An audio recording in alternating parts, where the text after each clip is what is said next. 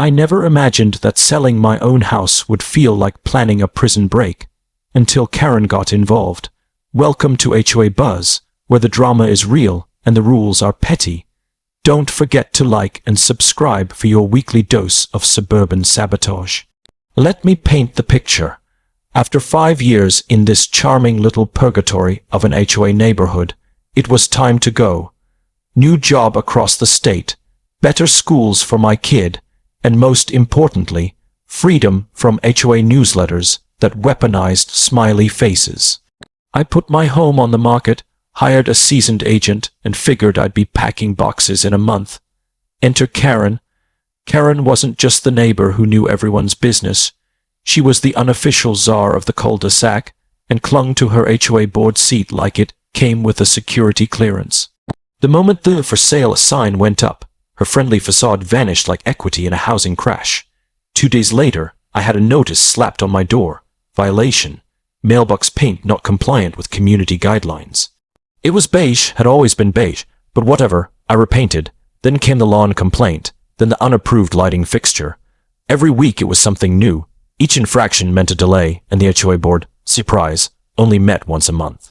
Timing, coincidence, and I'm the Queen of England. Our first showing, a circus.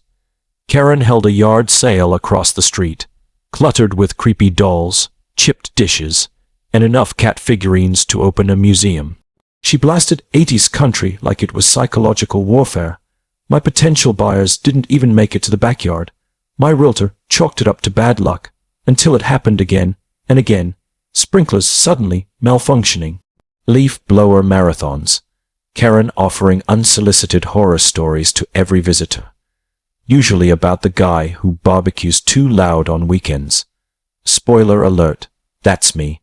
At first, I thought she was just being nosy. But no, this was tactical. Karen didn't want me to sell, and it was working. But what Karen didn't realize, I have cameras, lots of them. While she was turning my showings into sabotage theater, I was recording everything. The coincidental, flooding, the cat, lady yard sale soundscape, even a clip of Karen whispering to a couple, "There's been mold. The HOA is keeping it quiet." There was no mold, but facts don't matter when you're staging haunted open houses. So I went to the HOA board with my collection of chaos expecting, I don't know, common sense.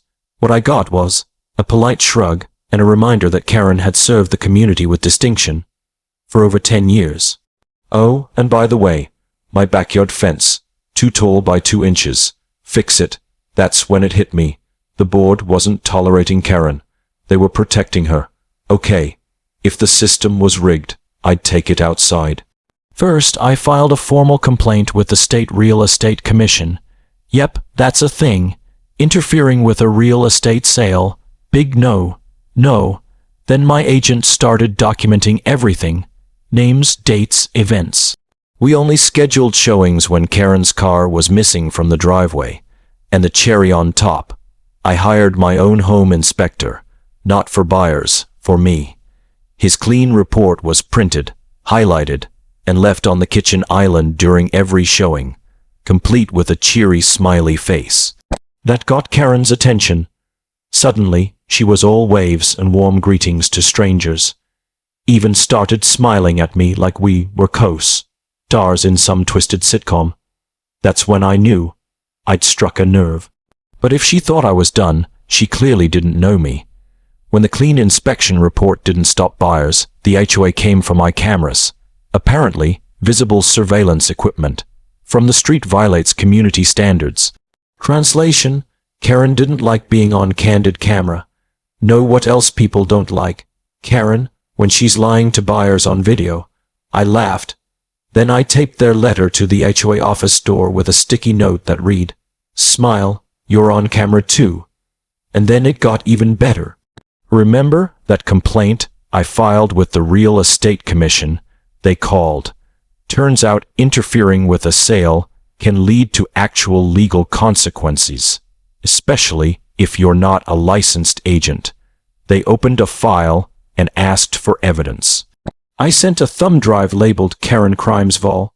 1, but that's not all. My neighbor, let's call her Nancy, reached out. She said she'd seen it all and had her own Karen trauma to share. But this wasn't just tea. This was thermonuclear.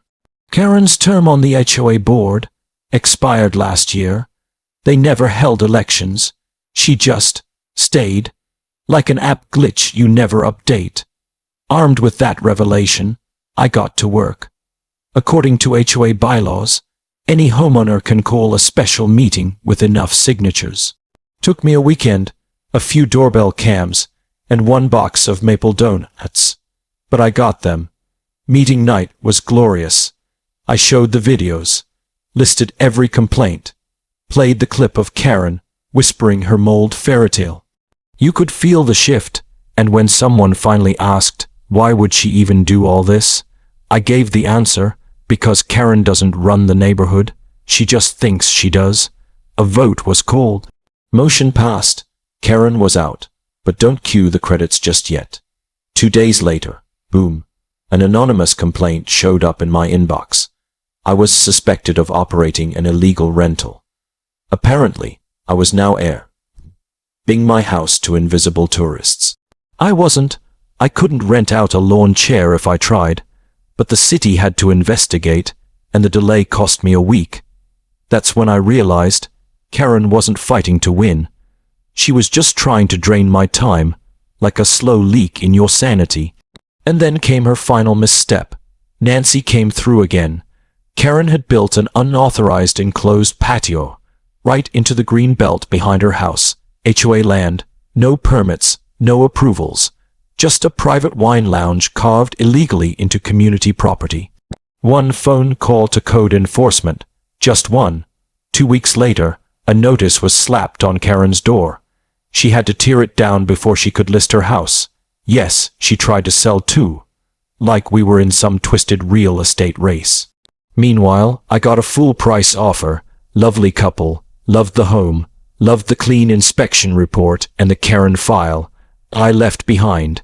They moved in fully informed and entirely unbothered. On the day I left, I glanced over at Karen's house.